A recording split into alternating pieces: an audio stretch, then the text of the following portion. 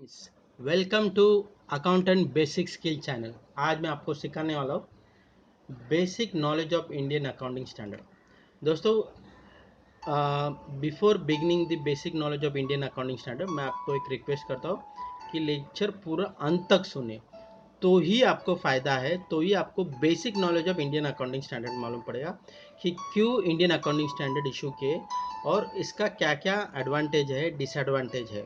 Okay, तो my personal request है कि अंत तक सुने, और आपको यूट्यूब वीडियो अगर अच्छा लगा तो ही आप please press the bell icon और सब्सक्राइब माय चैनल, और अपने दोस्तों को भी शेयर कीजिए। ओके, तो पहला अपन बेसिक लेते हैं। चलो लेक्चर की शुरुआत तो करो। तो पहला है basic knowledge of Indian accounting standard. दोस्तों, क्यों इंडियन अकाउंटिंग स्टैंडर्ड इशू किए? अकाउंटिंग स्टैंडर्ड तो है ना, तो why Indian accounting standard issue, क्यों ये एडिशनल इशू करना किया है सब? तो इसके पीछे एक बड़ा रीज़न है दोस्तों। Foreign investor, foreign financial institutions are interested to invest in Indian business. मतलब जो फॉरेन इन्वेस्टर है, फॉरेन फाइनेंशियल इंस्टीट्यूशन है, उनको इंडिया में बिजनेस में इन्वेस्ट करना है, लेकिन उनको है ना इंडिया का जो फाइनेंशियल स्टेटमेंट है ना, बैलेंस शीट भी, वो नहीं समझ में आ रहा था। उनको नहीं समझ में आ रहा है कि इसकी रियल वैल्यू क्या है, उनकी फाइनेंशियल एसेट क्या है, फाइनेंशियल लाइबिलिटी क्या है, उनका क्रेडिट रिस्क क्या है, लिक्विडिटी रिस्क क्या है, मार्केट रिस्क क्या है, और बिजनेस रिस्क क्या है। दोस्तों, फॉरेन इन्वेस्टर ना वो बहुत केयर केयर करते हैं कि भाई ये रिस्क है क्या क्या है। तो बिफोर इन्वेस्टमेंट वो उनको मालूम पड़ता है कि भाई हाँ ये रिस्क है, ये बाबा ये रिस्क है। तो इसीलिए there is a continuous pressure from the international to Indian government कि आपको इंडियन अकाउंटिंग सॉरी आपको Indian international accounting standard and international financial reporting standard follow करना पड़ेगा। लेकिन इंडिया ने क्या किया, अपने खुद के इंडियन अकाउंटिंग स्टैंडर्ड फॉलो किए, क्योंकि रीज़न ऐसा था कि इंडिया ने पूरा 100% international accounting standard and international financial reporting standard पूरा कंसिडर नहीं किया। क्योंकि रीज़न ये था कि जो इंडियन इकोनॉमी है ना, इंडियन इकोनॉमी पूरी सपोर्ट नहीं कर रही थी, और इन्वेस्टर जो इंडिया के थे उन्होंने भी बोला कि जो इंडियन अकाउंटिंग स्टैंडर्ड होंगे ना, वो according to Indian economy. Okay, तो उसके लिए ना वो डेविएशन हुआ एज पर Indian accounting standard and as पर international accounting standard and international financial reporting standard, वो उसको बोलते डेविएशन, और उसको बोलते कार्व आउट।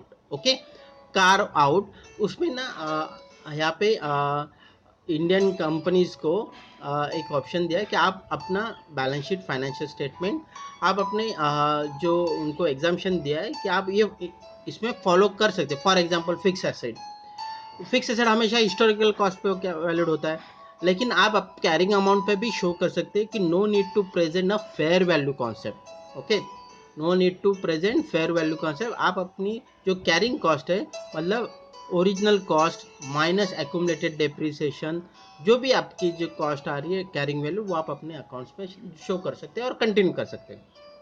ओके, तो उसके तो अब दोस्तों मुझे आशा है कि आपको अभी इंडियन अकाउंटिंग स्टैंडर्ड क्यों इशू किया और उसके क्या क्या फ़ायदे हैं, वो अभी आपको मैं एक एक, जब भी एनुअल रिपोर्ट है ना, मैंने एक कंपनी का लिया है जो जिसको account Indian accounting standard applicable है। तो क्या प्रेजेंट करते हैं, कैसे शो करते हैं, वो अपने को देखना है कि कैसे शो करते हैं। ओके, अभी पहला रोड मैप देते हैं कि इंडियन अकाउंटिंग स्टैंडर्ड कब से स्टार्ट हुआ। तो पहला रोड मैप है 1 अप्रैल 2016 से।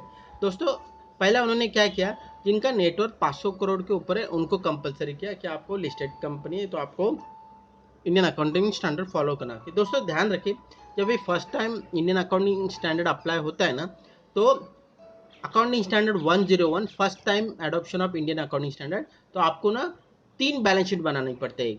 अभी देखो आपको फाइनेंशियल 60-70 से एप्लीकेबल हो रहा है, तो प्रीवियस ईयर जो आपका है, वो प्रीवियस ईयर भी आपका प्रीवियस ईयर है ना दोस्तों, वो भी इंडियस फॉर्मेट में होना चाहिए।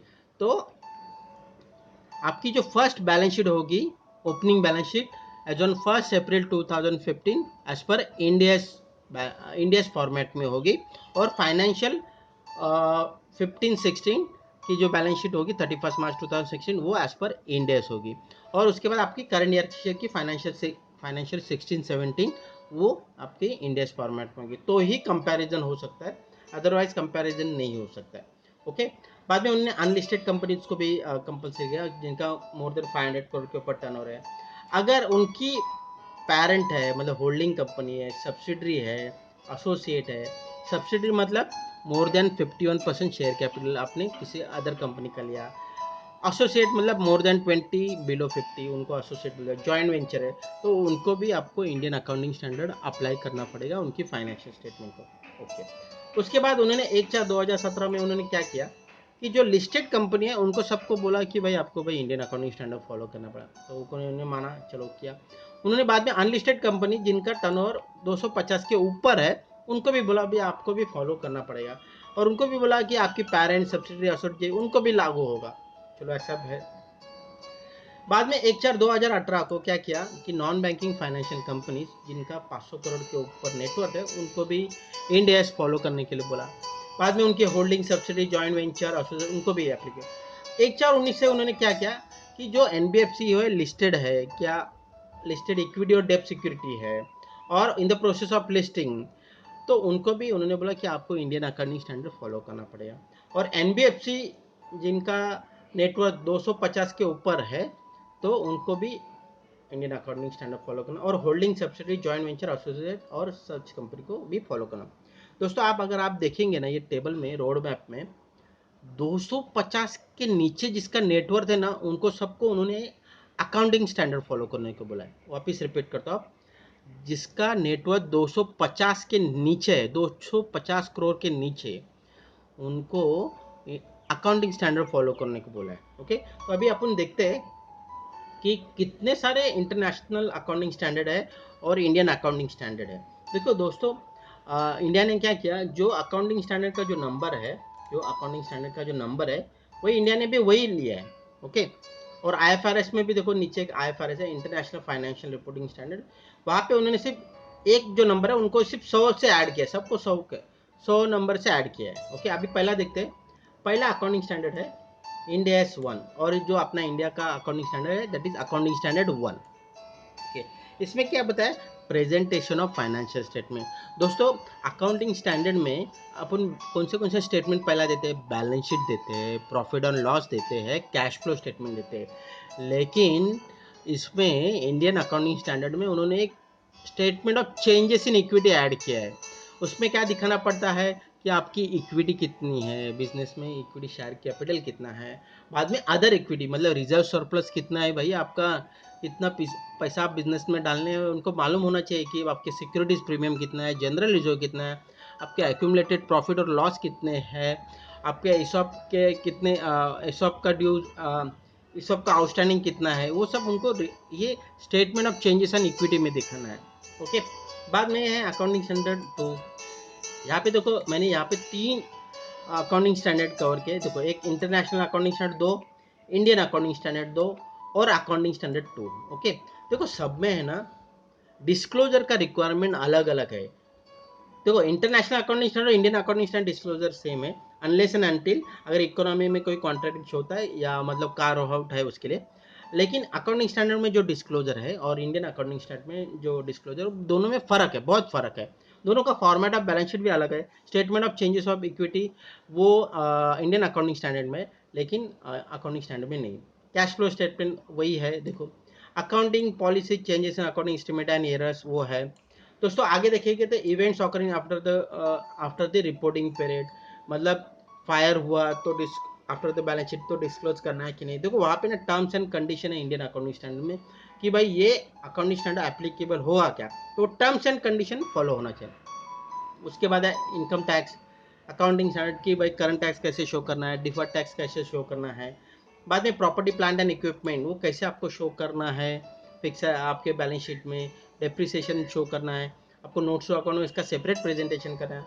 एम्प्लॉय बेनिफिट्स मैंने अकाउंटिंग स्टैंडर्ड 15 में दिखाया था कि एम्प्लॉय बेनिफिट में क्या क्या रहते हैं, शॉर्ट टर्म बेनिफिट है, लॉन्ग टर्म बेनिफिट है, प्रोविडेंट फंड है, ग्रेजुटी है, टर्मिनेशन बेनिफिट है, वॉलंटरी रिटायरमेंट है। देखो ये सब एक्सपेंडिचर है। दोस्तों यहाँ पे ना अगर अकाउंटिंग स्टैंडर्ड नहीं होता ना तो सब लोग अलग अलग फॉलो करता अकाउंटिंग स्टैंडर्ड, और उससे ना बहुत मेस हो जाता है। इसीलिए सब अकाउंटिंग स्टैंडर्ड और इंडियन अकाउंटिंग स्टैंडर्ड इशू किए कि सो दैट यूनिफॉर्मिटी प्रेजेंटेशन हो, देखने में अच्छा हो, और सबको मालूम है इन्वेस्ट करते टाइम, देखो पैसा सबका बहुत इंपॉर्टेंट है, सब लोग इन्वेस्ट करते टाइम वो सर रिस्क फैक्टर भी सब कंसिडर करते हैं।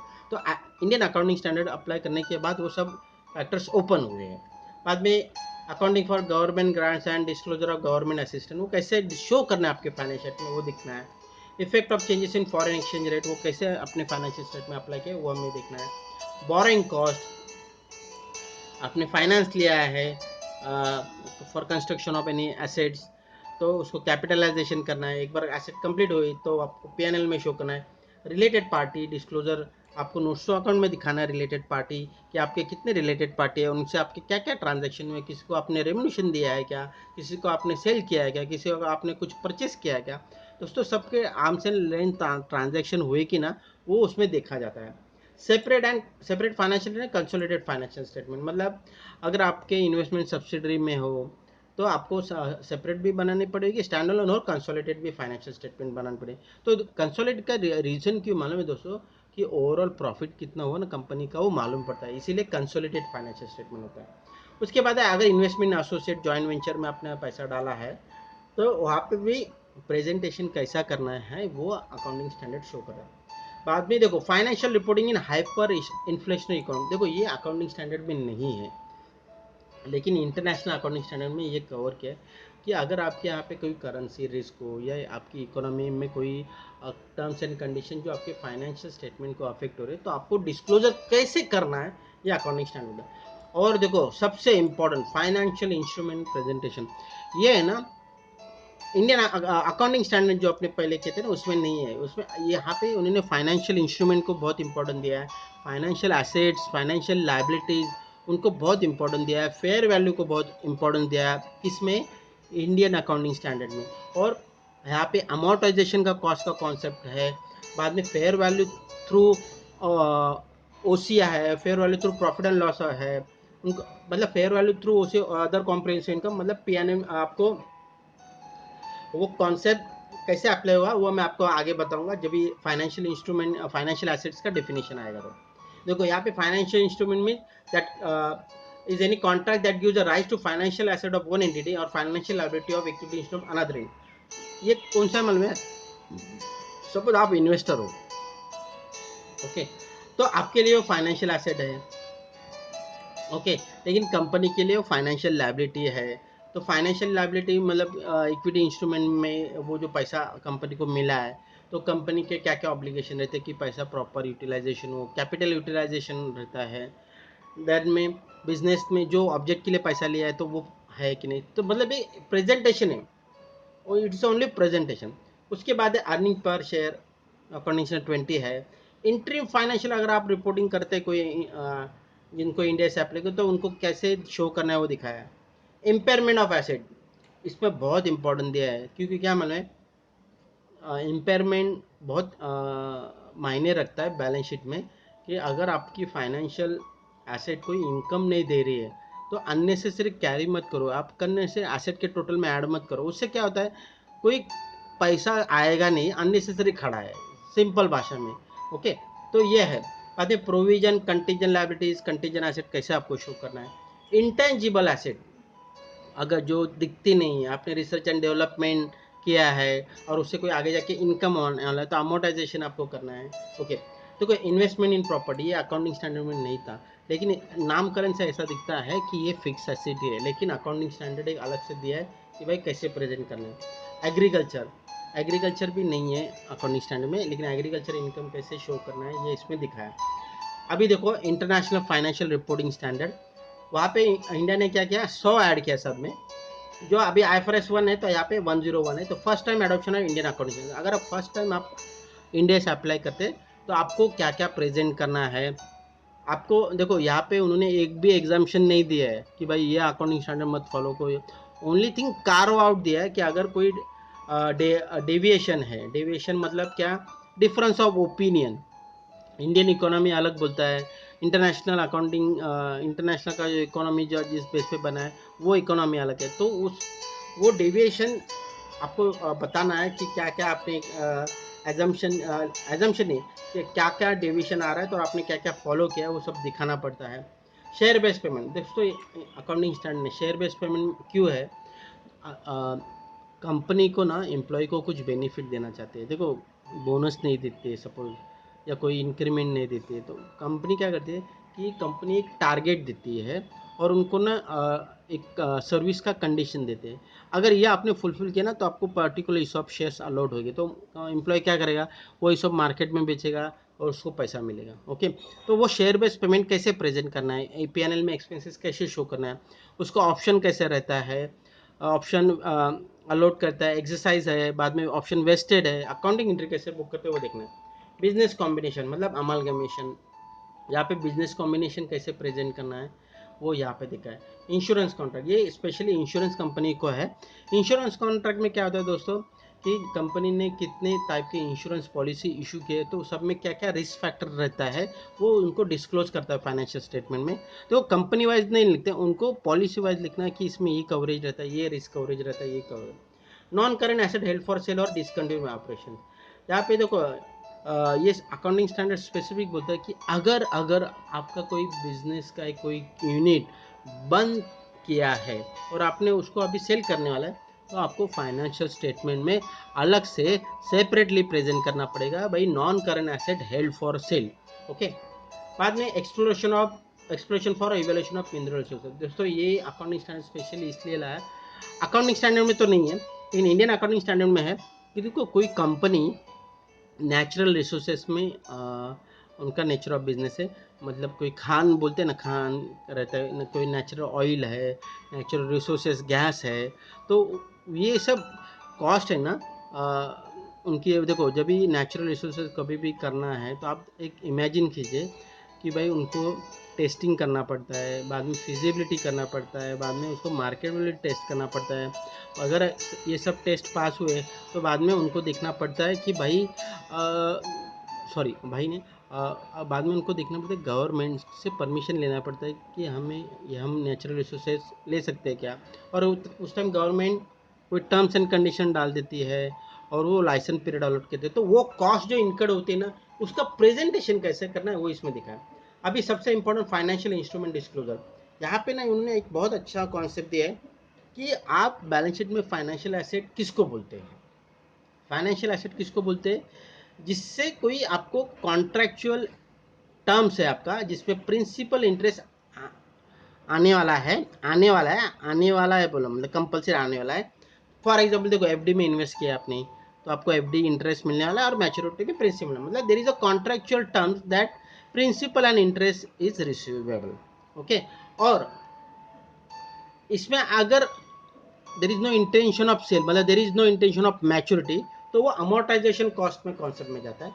लेकिन अगर आपका इंटेंशन सेल है, मतलब आपने मतलब fair value through profit and loss account, fair value through other comprehensive income, मतलब क्या है, अमोर्टाइजेशन की कंडीशन सेटिस्फाई होगी। प्लस यहाँ पे बोला जाता है कि यहाँ पे जो आइटम्स रहते हैं ना, एसेट्स के आइटम, वो आगे जाके सेल करना है। तो फॉर एग्जांपल देखो आपने म्यूचुअल फंड में इन्वेस्ट किया, आपको देखो अर्ली रिडम्पशन करना है, मतलब शॉर्ट पीरियड के लिए, मतलब आपको उनसे इनकम भी लेना है प्रिंसिपल, और आपको प्रिंसिपल और जो म्यूचुअल फंड का गेन होगा वो भी चाहिए, प्लस वो आगे जाके सेल करेंगे आपको, आप उनको सेल करेंगे तो आपको कुछ गेन मिलेगा। अगर ये दोनों कंडीशन नहीं सेटिस्फाई है उसको बोला जाता है fair value to profit and loss account, मतलब both the condition is not satisfied. उसके बाद है ऑपरेटिंग सेगमेंट, ऑपरेटिंग सेगमेंट कैसे शो करना है, फाइनेंशियल इंस्ट्रूमेंट कैसे शो करना है, अकाउंटिंग आपके अकाउंट का रिपोर्ट है जो एनुअल रिपोर्ट है उसमें कैसे शो करना है, क्या क्या टर्म्स एंड कंडीशन है, कंसोलिडेट फाइनेंशियल स्टेटमेंट कैसे शो करनी है वो आपको यहाँ पे अकाउंटिंग। ज्वाइंट वेंचर्स, अगर ज्वाइंट वेंचर्स हुआ है तो क्या क्या टर्म्स एंड कंडीशन है, कैसे डिस्क्लोज करना है। Okay, disclosure of interest in other interest है, मतलब आपका जो सब्सिडी में इन्वेस्टमेंट है, जॉइंट वेंचर में है, एसोसिएट में, तो उसका डिस्क्लोजर कैसा बने वो भी उन्होंने अकाउंटिंग स्टैंडर्ड दिया है। अपना पहले के अकाउंटिंग स्टैंडर्ड में क्या 21 में अलग से दिया है कि वहाँ पे दिखाओ सर, लेकिन यहाँ पे उन्होंने सेपरेट अकाउंटिंग स्टैंडर्ड, भाई ऐसा होना चाहिए, या हमें इतना सब डिटेल सब दिखना चाहिए। फेयर वैल्यू मेजरमेंट बहुत इंपॉर्टेंट है दोस्तों, बहुत इंपॉर्टेंट फेयर वैल्यू। देखो इंटरनेशनल इन्वेस्टर हमेशा देखते हैं कि भाई आपके एसेट्स एंड लायबिलिटीज़ की रियलाइजेबल वैल्यू क्या है। आप जो हिस्टोरिकल कॉस्ट दिखाते हैं ना, हमें नहीं समझता है। उससे क्या वो आप दिखाएंगे 5 साल वाला कॉस्ट दिखाएंगे, लेकिन अभी रियलाइजेबल मार्केट में है क्या वो देखते हैं, वो उनका बेसिक क्राइटेरिया है। Okay, regulatory deferred account. दोस्तों अगर आपका कोई रेवेन्यू गवर्नमेंट कंट्रोल बेस है, फॉर एग्जांपल इलेक्ट्रिसिटी इनकम, उस पर गवर्नमेंट कंट्रोल रहता है। ओके, तो आपको कभी कभी डिफर करना पड़ता है नेक्स्ट ईयर के लिए। तो वैसे एक्सपेंडिचर भी आपको डिफर करने पड़ते हैं, उसमें अकाउंटिंग पॉलिसी यहाँ पे बताइए कैसे अकाउंटिंग एंट्रीज आपको बुक करना है। Revenue from contract with customers कैसे बुक करना है, और लीजेस। ओके, तो दोस्तों मैंने आपको 39 total accounting stand Indian accounting standard बताया। अभी फाइनेंशियल स्टेटमेंट में कैसे प्रेजेंट होते हैं वो अपने को देखना है। दोस्तों ये लेक्चर है basic knowledge of Indian accounting standard. अगर आपको डिटेल स्टडी करनी है ना, तो एमसीए के वेबसाइट पे आपको पूरा टेक्स्ट मिल जाएगा, उसमें आपको पूरा नॉलेज मिले। और यूट्यूब में आपको पर्टिकुलर वीडियो देखना है तो आप वो नाम डाल दीजिए, आपको बहुत सारे वीडियोस मिलेंगे, तो वो आप देख सकते हैं। ओके, अभी जब ये देखो, ये मैंने ना एक लिस्टेड कंपनीज की बैलेंस शीट है जो पब्लिक डोमेन में मतलब वेबसाइट पे अवेलेबल है, या बॉम्बे स्टॉक एक्सचेंज के वेबसाइट पे अवेलेबल। उनकी एक मैंने एक लिस्टेड कंपनी की बैलेंस शीट जहाँ पे इंडिया से एप्लीकेबल किया है, तो वहाँ का मैंने एक फॉर्मेट लिया है मैंने। तो जब देखो, जब भी फर्स्ट टाइम इंडिया से अप्लाई करते हैं ना, तभी 3 बैलेंस शीट देते हैं। Opening balance sheet, previous year का क्लोजिंग बैलेंस शीट रहता है, और करंट ईयर का क्लोजिंग बैलेंस शीट रहता है। ओके, और प्रेजेंटेशन ऑफ फाइनेंशियल स्टेटमेंट देखो ये फॉर्मेट है। यहाँ पे देखो नॉन करंट एसेट्स है, नॉन करंट एसेट दिखाना पड़ता है। देखो कितने accounting standard apply, Indian accounting standard 16 है। प्रॉपर्टी प्लांट अकाउंट यहाँ पे मैंने देखो अकाउंटिंग स्टैंडर्ड दिखा है। इन्वेस्टमेंट प्रॉपर्टी यहाँ पे देखो सेपरेट बोला जाता है, इन्वेस्टमेंट प्रॉपर्टीज। इंटेंजिबल एसेट यहाँ पे देखो सेपरेट नाम कर दिया, इंटेंजिबल एसेट अंडर डेवलपमेंट। बाद में देखो इम्पेयरमेंट एसेट, इम्पेयरमेंट अगर कोई आपकी फिक्स एसेट है, आपने जब भी खरीदा था तभी आपको लगा था इनकम आएगा, लेकिन इम्पेयरमेंट हुआ। इम्पेयरमेंट मतलब क्या है कुछ सॉरी ऑब्सोलेंस हुआ, टेक्नोलॉजी की वजह से ये उसकी वैल्यू डाउन हुई, या कुछ ऐसा प्रॉब्लम हुआ उससे जो प्रोडक्शन करने के वो कैपेसिटी कम हुई, तो वो। और इसमें बिजनेस कॉम्बिनेशन भी है कि अगर आपने कोई बिजनेस परचेस किया तो एसेट्स एंड लायबिलिटी इसमें ऐड होती है। अभी नॉन करंट एसेट के नीचे अलग से देखो financial asset. Okay, financial asset देखो इन्वेस्टमेंट्स है आपका 107, 109 है financial instrument, rights to receive benefit. Okay, trade receivable, loans, other deferred tax, other non current assets. और यहाँ पे डिफर्ड टैक्स को इंडियन अकाउंटिंग स्टैंडर्ड 12 लगेगा, 12 लगेगा, और अपना जो जुनाला accounting standard 22। Okay, current assets देखो यहाँ पे non current asset and current asset ऐसा दो अलग से प्रेजेंट। इन्वेंट्री को 2 नंबर है। अभी करंट एसेट, फाइनेंशियल एसेट देखो इन्वेस्टमेंट है, ट्रेड रिसीवेबल है, कैश एंड कैश बैलेंस है, cash and cash equivalent, bank balance other than loans. Current tax asset है, अदर करंट एसेट्स है, इक्विटी लाइबिलिटी है, equity share capital, other equity है, liabilities है, financial borrowings है, trade payable है, total outstanding dues है, small enterprise micro, total outstanding dues of creditor other than small और micro enterprise है, other than financial liabilities है, provisions है, deferred tax liabilities net other than non current liabilities. Current liability में कैसे show करना है, financial liabilities आपको है, बोरोइंग्स है, ट्रेड पेएबल है, और total outstanding dues for micro enterprise कितने हैं। ये सेपरेट रेगुलेशन का प्रेजेंटेशन है, मतलब schedule 3 as per companies act. Okay, और other than micro enterprise, small enterprise, other financial liabilities, other current provisions. Okay, and current tax. अगर आपका कोई एसेट, कोई बिजनेस का यूनिट अपने नॉन का मतलब डिसकंटिन्यू किया, तो आपको separately non current asset held for sale and discontinue operation करके अलग से प्रेजेंट करना है। दोस्तों अभी ये हो गया आपका बैलेंस शीट का। अभी प्रॉफिट एंड लॉस का, रेवेन्यू फ्रॉम ऑपरेशन देखो सेम फॉर्मेट है। अदर इनकम में अगर गवर्नमेंट ग्रांट आती है, फॉरेन एक्सचेंज आता है, तो वहाँ पे इंटरनेशनल इंडियन अकाउंटिंग स्टैंडर्ड कौन सा लगता है वो दिखाया। Cost of material, purchase stock, changes in inventories of finish goods and stock in trade, employ benefit. यहाँ पे 2 अकाउंटिंग इंडियन अकाउंटिंग स्टैंडर्ड लगते हैं, 19 है और 102 शेयर बेस्ड पेमेंट है। Finance cost Indian accounting standard 23 है। डिप्रिसिएशन अमोर्टाइजेशन दोस्तों यहाँ पे को देखेंगे, एक्सेप्शन आइटम्स और एक्स्ट्राऑर्डिनरी आइटम प्रायर पीरियड यहाँ पे नहीं दिखा है। तो दोस्तों अगर आप पूरा लेक्चर एंड तक सुनेंगे ना, तो मैं आपको ना शॉर्टकट बता दूंगा कि क्या दोनों में फ़र्क है, इंडियन अकाउंटिंग स्टैंडर्ड में क्या फ़र्क है और अकाउंटिंग स्टैंडर्ड में क्या फ़र्क है। तो यहाँ पे देखो ये सब अर्निंग पर शेयर में इंडियन अकाउंटिंग स्टैंडर्ड। अभी उसके बाद कैश फ्लो स्टेटमेंट होता है, उसका अकाउंटिंग स्टैंडर्ड 7 है। हाँ, अभी एक ऐड किया है statement of changes in equity. Okay, तो statement of changes in equity में क्या रहता है, उसमें आपका इक्विटी शेयर कैपिटल है, ऑथोराइज है, इशू कैपिटल कितना वो आप दिखाना है आपको। अदर इक्विटी मतलब रिजर्व एंड सब सिंपल भाषा में बोलते हैं अपन। यहाँ पे अदर इक्विटी में आपको दिखाना है कि आपकी सिक्योरिटीज प्रीमियम कितना है, जनरल रिजर्व कितना है, एम्प्लॉय स्टॉक ऑप्शन आपके कितने आउटस्टैंडिंग है, और रिटेन अर्निंग कितने, other comprehensive income. Other comprehensive मतलब क्या, जब आप इंडिया की ओपनिंग बैलेंस शीट बनाते हैं, ओके, और देर इज डिफरेंस ऑफ और उसमें एज पर Indian accounting standard and as per previous GAAP अगर वो कुछ वेरिएशन होते हैं तो आपको यहाँ पे डिस्क्लोज करना पड़ता है। ओके, तो आपको ये देखो profit for the year, other comprehensive income, net of tax दिखाना पड़ता है दोस्तों ध्यान। बाद में total comprehensive income, exercise stock option मतलब किसी ने स्टॉक ऑप्शन एक्सरसाइज किया, शेयर बेस्ड पेमेंट एक्सपेंसेस जो शेयर बेस्ड पीएनएल में अपन शो करते हैं ना वो एक्सपेंसेस है। बाद में प्रॉफिट अदर कॉम्प्रिहेंसिव, और यहाँ पे देखो एक क्या है डिविडेंड पेड। अगर आपने डिविडेंड पेड किया, पेड बोला है मतलब पेएबल नहीं, डिविडेंड पेड किया है तो आपको यहाँ पे प्रेजेंट करना है कि इतना मैंने रिजर्व एंड सरप्लस से डिविडेंड पे किया और इतना उसमें डिविडेंड डिस्ट्रीब्यूशन टैक्स पे किया। ओके दोस्तों, अभी balance sheet, profit and loss, cash flow और statement of changes in equity, ये 4 स्टेटमेंट दिखाने पड़ते हैं। उसके बाद अकाउंटिंग पॉलिसी। अकाउंटिंग पॉलिसी में क्या दिखाना पड़ता है, पहले आपको कॉर्पोरेट इंफॉर्मेशन मतलब आपकी कंपनी कौन से बिजनेस में है, क्या बिजनेस है उनका। बाद में basis of preparation, balance sheet में कौन सा फॉर्मेट यूज़ किया है, और कंपनी की कौन सी फंक्शनल करेंसी है वो आपको बतानी पड़ती है, मतलब आईएनआर है, यूएसडी है, और करंट एसेट्स और नॉन करंट का क्लासिफिकेशन मतलब 12 महीना है। देखो किसी किसी कंपनी का ऑपरेटिंग से 12 महीना के 12 महीने के ऊपर भी रहता है तो वो उनको डिस्क्लोज करना पड़ता है अकाउंटिंग पॉलिसी में। अगर सिग्निफिकेंट अकाउंटिंग पॉलिसी क्या क्या है, प्रॉपर्टी प्लांट इक्विपमेंट आपने कैसा रिकॉर्ड किया है, इंटेंजिबल एसेट आपने कैसे रिकॉर्ड किया है, फाइनेंशियल इंस्ट्रूमेंट में आपने क्लासिफिकेशन कैसे किया है, जितने भी आपने फाइनेंशियल इंस्ट्रूमेंट मेजर किए, आज में उसका सब्सिक्वेंट मेजरमेंट हुआ क्या भाई, उसका कंटिन्यूस इनकम आ रहा है क्या, नहीं आ रहा है तो उसको डी रिकग्नाइज करो। डी रिकग्नाइज मतलब पैसा नहीं आ रहा है तो अननेसेसरी क्यों रखना है बैलेंस शीट में, टोटल अननेसेसरी बढ़ता है ना तो आपको वो इम्पेयरमेंट करना पड़ता है। बाद में अमोर्टाइजेशन कॉस्ट का कॉन्सेप्ट उन्होंने बताया, मैंने बताया ना। अमोर्टाइजेशन कॉस्ट का एक सिंपल याद रखो, अमोर्टाइजेशन मतलब क्या, जब भी कभी वर्ड आता है अमोर्टाइजेशन हमेशा याद रखना है, और fix deposit there is a contractual term, principal interest maturity मिलेगा।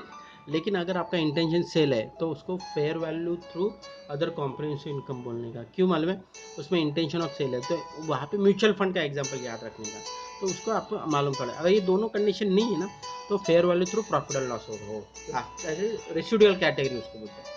इन्वेस्टमेंट इन सब्सिडरी, देखो इन्वेस्टमेंट इन सब्सिडरी क्या क्या है आपके, इक्विटी इंस्ट्रूमेंट है, डेब्ट इंस्ट्रूमेंट है, इम्पेयरमेंट है, अपने टेस्ट अप्लीकेबल हो रहा है क्या, मतलब सब्सिडी लॉस में चल रहा है क्या, अननेसेसरी टोटल में क्यों कैरी करे, फाइनेंशियल लायबिलिटी आपने कैसे मेजर किया है।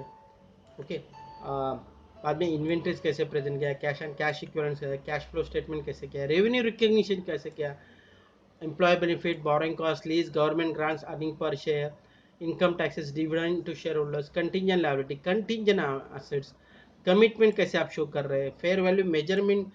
देखो ये सब डिस्क्लोजर करना, ये किसने किसने बताया, इंडियन अकाउंटिंग स्टैंडर्ड ने बताया कि आपको ये दिखाना पड़ेगा कि आपने फाइनेंशियल स्टेटमेंट कैसे बनाई, आपने क्या क्या उसमें कंसिडर किया, वो आपको सब एक्सप्लेन करना है कि सो दैट इन्वेस्टर को मालूम पड़े कि आपने ये बेस लिया है। अभी most important notes to account, notes to account में देखो ये प्रॉपर्टी प्लांट है, अभी सिंपल मीनिंग क्या होता है, इसको एफए शेड्यूल बोलते हैं अपन, वो डिस्क्लोज करना पड़ेगा। Non current asset investment, investment subsidiary आपको इन्वेस्टमेंट का शेड्यूल बताना पड़ेगा, सब्सिडरी में कितना अपने शेयर्स में है, उसमें प्राइस पर शेयर भी। अदर नॉन करंट एसेट मतलब सिक्योरिटी डिपॉजिट है, एफडी है मोर देन 12 मंथ्स और इंटरेस्ट एक्रूड है। Non current asset net of होता है, नेट ऑफ मतलब इनकम टैक्स पेड मतलब जो 12 महीने के ऊपर के जो टैक्स रहते हैं ना, बाद लिए 2-3 साल की जो आपके देखो करंट एंड नॉन करंट मतलब करंट मतलब विद इन 12 मंथ्स की लायबिलिटी मतलब नेक्स्ट फाइनल के, और उसके पहले क्या रहेंगे ना तो वो नॉन करंट में आ जाएंगे, और उसमें आपको नेट ऑफ दिखाना है कि आपने जितना प्रोविजन किया और कितना एडवांस टैक्स पे किया है, सॉरी कितना प्रोविजन ऑलरेडी किया है वो आपको यहाँ पे नेट ऑफ करना है।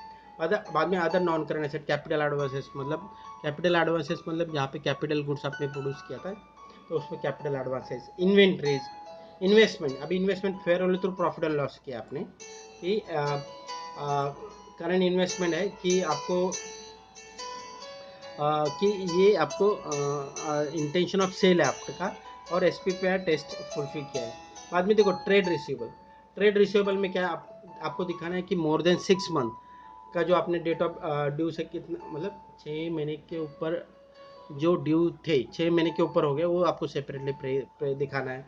बाद में 6 महीने के ऊपर के उसमें अच्छे कितने हैं और इम्पेयर कितने, मतलब आने का चांसेस बहुत कम है। और नॉर्मल आपको अदर रिसीवेबल आपको जो रेगुलर वाले वो दिखाने हैं और उसको आपको प्रोविजन कितना किया वो आपको शो करना है। कैश एंड कैश इक्विवेलेंट दिखाना है।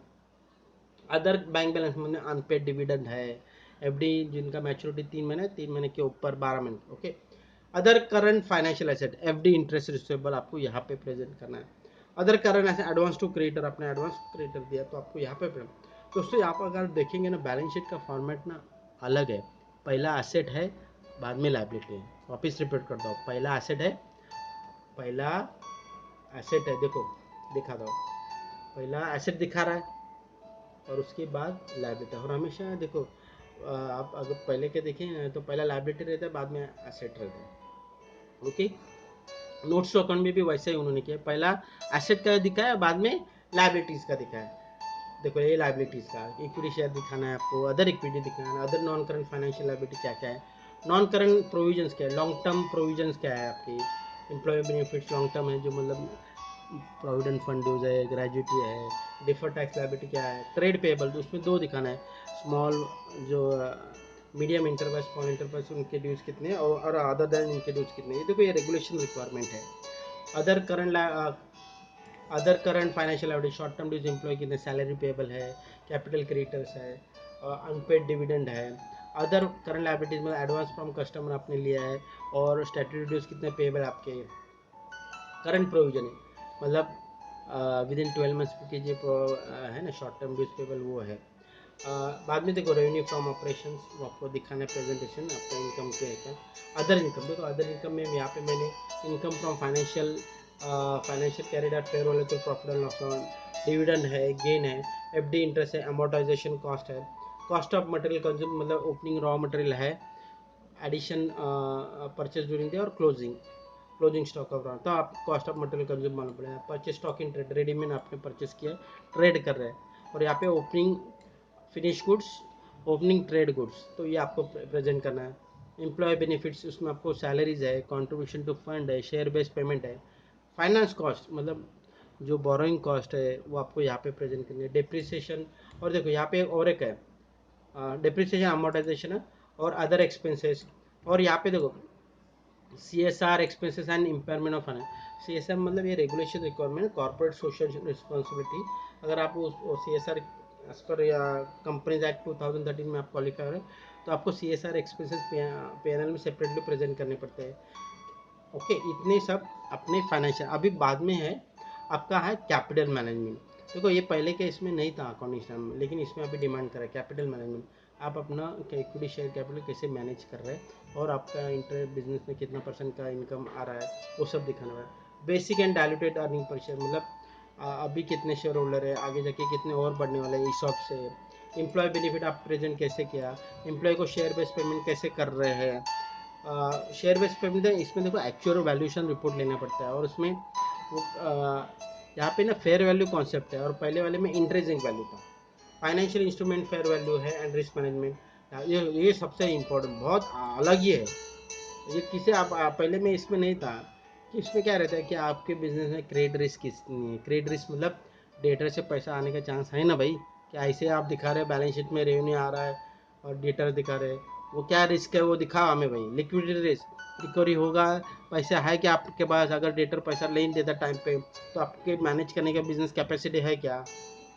मार्केट रिस्क, आपके बिजनेस में कोई मार्केट रिस्क है क्या, आपके बिजनेस में करेंसी कोई रिस्क है क्या कि करेंसी कन्वर्जन अलाउड नहीं तो अगर है क्या ऐसा, तो आपको disclose note on foreign currency exposure देना है, सेगमेंटल रिपोर्टिंग आपको देना है, लीज लीज की अगर आप अपने लीज मतलब सिंपल भाड़े पे ले, ऑपरेटिंग एंड फाइनेंस है, sale back lease back transaction वो बताना है।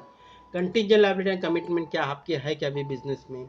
बाद में रिलेटेड पार्टी डिस्क्लोजर आपको दिखाना है कि आपके कितने रिलेटेड पार्टी है, किससे आपने परचेस किया है, किससे आपने सेल किया है, किसको रेम्यूनेशन पे कर रहे हैं, क्या शेयर होल्डर्स क्या कौन कौन है, वो रिलेटेड पार्टी डिस्क्लोजर में है। दोस्तों रिलेटेड पार्टी डिस्क्लोजर क्यों डिमांड करते हैं, तो मालूम पड़ता है कि कंपनी कितनी डिपेंडेंट है रिलेटेड पे। कंट्रीब्यूशन टुवर्ड्स सीएसआर कितना हो रहा है वो आपको notes of account separately present करना पड़ता है। रेम्यूनेशन टू ऑडिटर, ऑडिटर को रेम्यूनेशन दिया आपको शो करना है। Details of dues to micro and small enterprise कितना है वो सेपरेटली, देखो फाइनेंशियल स्टेटमेंट में दिखा दे अलग, पर यहाँ पे नोट्स ऑफ अकाउंट में भी अलग से दिखाना पड़ता है।